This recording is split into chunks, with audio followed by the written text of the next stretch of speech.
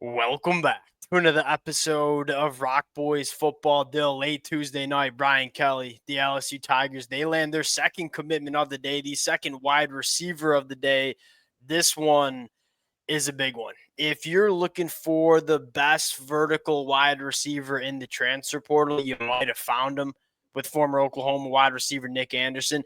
The first thing that comes to my mind is let Cortez Hankton get to work with this kid. I mean, you've really only seen 1 year of production from Nic Anderson back in 2023. That year of production, extremely impressive, right? Over 750 yards, averaging over 20 yards per catch. Dill, right now, feels kind of like a one-dimensional, kind of vertical big body wide receiver. Let Cortez Hankton kind of mold this kid into a more complete wide receiver. The tools are there. I mean, some really good movement skills for the size. That's obviously where it starts. I mean, 6'4", 215. There's not a lot of defensive backs that can deal with that kind of physicality. That one thing we've been talking about with Nic Anderson is, hey, can you polish up your game? Can you become a more multi-dimensional wide receiver? Is there a better place he could have gone than to LSU to kind of grab that next level, get to that next level as a pass catcher? That's what excites me the most. I think, secondly, you are loading up the wide receiver room. And let's be quite frank, the wide receiver room for LSU in 2024, I thought was kind of a disappointment. And I think a lot of LSU fans would agree with that. That's not going to be the case in 2025. They landed my favorite wide receiver in Barry Brown, Nic Anderson, a guy that really balances out Barry Brown's that big-bodied wide receiver. I want to get into what this wide receiver room might look like, talk about some other targets that LSU's going after. Now, before we get into it, as always, to the LSU fans, it's been a lot of commitment breakdowns over the last week. Y'all have shown a ton of support to the boys. Appreciate you guys. If y'all do enjoy the content, consider subscribing to the channel. Dill, without further ado, I know you got a lot of familiarity with Nic Anderson. How do you see this fit going into 2025? You said it. I mean, I feel like Brian Thomas got a lot of the same treatment that some people give to Nic Anderson. Nic Anderson, I do agree with you, certainly has been most effective in terms of his ability to get down the field. You look at the way Brian Thomas rounded his game out towards his career and really came on. Again, didn't lose that ability to make plays down the field. That's certainly something LSU was missing, it felt like at times this year. But, man, you're right. If they can get him to round his game out in a similar manner that Brian Thomas rounded it out, he'd be a very dangerous player. Because I look like, again, probably needs to be more consistent catching the football, needs to run better routes. But there's a lot of physical talent. It's like, I don't even know if it needs to run better routes. Just like what you saw from Oklahoma in 2023 was pretty much exclusively, we're going to work you down the field. I think there's another element to this kid's game that I think can come out. Keep in mind, he was a freshman in 2022, broke out as a second-year kid in 2023, and then just missed all of 2024 with an injury. There's really he's going into year 4, but to me, he's still kind of a green wide receiver in terms of experience. I still think there's a positive trajectory with Nic Anderson. And I think also, Dill, it kind of gives a little bit of competition, maybe a little bit of kick in the butt to a guy like Chris Hilton. Like, hey, this might get the best out of a wide receiver like Chris Hilton as well. You start looking at this wide receiver room, to me, massive upgrade for him. We thought it was going to be pretty good in 2024. I don't think it was as good as many expected. In 2025, it's going to be one of the better wide receivers that we see in the country. Like, it, to me, headlines by Barry Brown. And I know 24/7 Sports has Nic Anderson ranked a little bit higher. I'm a Barry Brown guy. He's probably my favorite wide receiver in the transfer portal, a guy that can just break a game open anytime he touches the football. I think he's going to be that wide receiver 1A.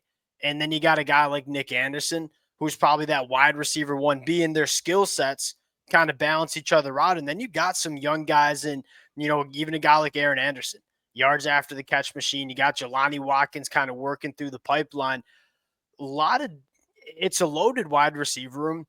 But what stands out to me is, and this was a long way of getting to this point, so bear with me, it's a complete wide receiver room. It's got a lot of talented wide receivers that do all sorts of different things. And it's kind of like a basketball team. You got your big bodies, you got your guys who can work underneath. That's a healthy wide receiver that LSU's rocking with going into the 2025 season. We talked about it last year, and you said it. I mean, I thought, like, it wasn't underperformance, to be quite frank, from that Yes. LSU wide receiver core. Again, Kyron Lacey was a monster. I kind of expect Barry Brown to fill his kind of role, if you will. Aaron Anderson, I thought, played incredibly well. If I'm an LSU fan, I'm super excited about what he can do. I felt like he showed a little more to his game than I think a lot of people thought he had coming into the year. Again, the big thing that was missing is they did not have that deep down the Yeah. field consistent presence. And it thought like Chris Holton was going to be that guy, to be honest. You thought it was going to be Chris Hill or CJ Daniels, and it just never seemed like either of them really stepped up. And obviously that there's big shoes to fill with like Brian Thomas, but it just didn't seem like either of them really stepped up and gave them that presence. You feel like Nic Anderson could be that guy. I don't want Destin Hill to fly under the radar here. One, love this kid out of high school and kind of a unique situation. I believe, Dill, he's going to be like 20. He's a class of 2021 guy, but didn't enroll in Florida State till 2023. Missed all of last year, so took a redshirt year. He's going to be a redshirt sophomore, but he's going to be like 21 years old. And so that's like a veteran wide receiver that I think you'll probably see hey, we're going to get your feet back wet, come back from the injury. I'd be surprised if he has a massive impact on this LSU wide receiver room in 2025. Not because I don't believe in Destin Hill, but when you got Barry Brown and Nic Anderson in that wide receiver room, like I think those two will be the guys. But Destin Hill kind of file him away because I think that was a really sneaky good addition early on for LSU today. We didn't cover it, so I want to touch on it now. Now, Dill, let's talk about how does this LSU team round out the roster? To me, one of the things that fires me up the most about LSU is that they're grabbing a lot of players. They're grabbing a lot of good players. They're grabbing a lot of good players where they needed to, right? We needed some help in terms of depth on the edge. Jack Pyburn, Jamari Butler. We need to do that cornerback, Mansour Delane. Maybe a little depth, Jakeem Jackson. And we need to refill the pass catcher room, Nic Anderson, Barry Brown, two of the best wide receivers you could get. Where do they need to go to kind of fill the rest of it out? I'd probably start on the middle of this defensive line. And again, to me, you might have your difference makers, your game wreckers, so to speak, and a guy like Dominic McKinley, but you probably want some more bodies and some more numbers on the inside of the defensive line. Look, Sadir Mitchell, he's not going to be a guy, and he's visiting, I believe, Wednesday, Thursday, visiting LSU.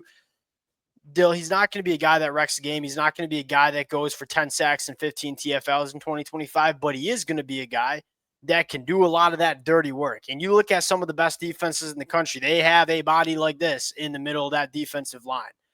I think this addition, again, are you getting an All-American? No, probably not. Are you getting a player that's going to elevate your defense? You talk about keeping these linebackers, a guy like Whit Weeks free, and this guy eating up double teams, letting Whit Weeks funnel downhill. Sadir Mitchell, it's not going to be flashy. This would be a really good pickup for LSU as well. I mean, he's a guy who certainly needs to develop more. I mean, you look at some of the tape, like definitely needs to get more athletic, probably needs to lose a little bit more weight. Agreed. And again, just play a little bit more functional. But again, there's a reason he was as highly touted as he was coming out of high school and had gotten some burn at Texas. Like, I think they wanted to hold on to him, let him develop into that role. Like, again, he's not like in the same mold as a lot of these LSU guys who are so proven. Like, you look at a guy like Mansour Delane or Nic Anderson or a bunch of these other guys who, again, have shown a lot on the field. But they definitely need to add more depth, more competition into that room. And Sadir Mitchell is going to be a guy who's very interesting.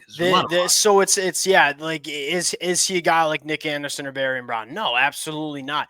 These kind of guys, it's not flashy to talk about them in the offseason when you're getting guys like Nic Anderson and Barry Brown. These guys are important. Like that depth on the defensive line. We say it all the time. It's one thing to have star talent, but can you go 2 to 3 deep on the defensive line and rotate those guys and keep them fresh? That was something else you probably just didn't have the numbers to do in 2024. Again, you're not getting an All-American, but you're getting a guy that's going to help the numbers out.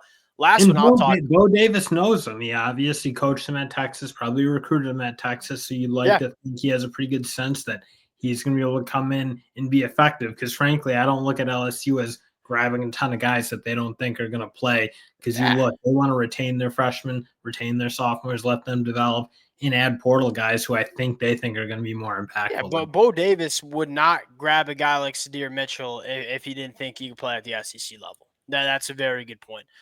Last one I'll talk about, and this one is big for a couple of different reasons. One, whenever you get a chance to grab a bona fide starting offensive lineman in the portal, it's hard to do. It sounds like LSU's in a good position to do that. Not only do you get a bona fide starting center, a very good bona fide starting center, but you also get the opportunity to now move DJ Chester into guard, which I think is what LSU wants to do. So this is kind of like a double whammy, where it's like you're getting better at center, but then you're also getting better at guard because you get to move DJ Chester into the position where I think LSU wants him. The tackle position is going to remain a question. I'm excited to see what guys like Weston Davis look like in the bowl game to kind of get a feel. Hey, Weston Davis very well could be a dude for LSU to start in 2025, but we'll find out during that bowl game. But getting a guy like Braylon Moore, one, you're replacing a lot of veteran offensive linemen. And getting a veteran center to kind of glue this thing together, I think makes a lot of sense. You're getting better with DJ Chester moving to guard. This would be a big piece for LSU on the offensive line, which to me is almost that last position that you're looking to come together. We'll cut it out there. Nic Anderson, this is going to be a fun one, most importantly because he gets to work with Cortez Hankton. It's a really talented wide receiver that's going to be under one of the best, in my opinion, wide receiver developers that we see in the country. We'll close it out there late Tuesday night. Appreciate you guys checking us out. If y'all do enjoy the content, consider subscribing to the channel. Appreciate you guys, and we'll talk to y'all later.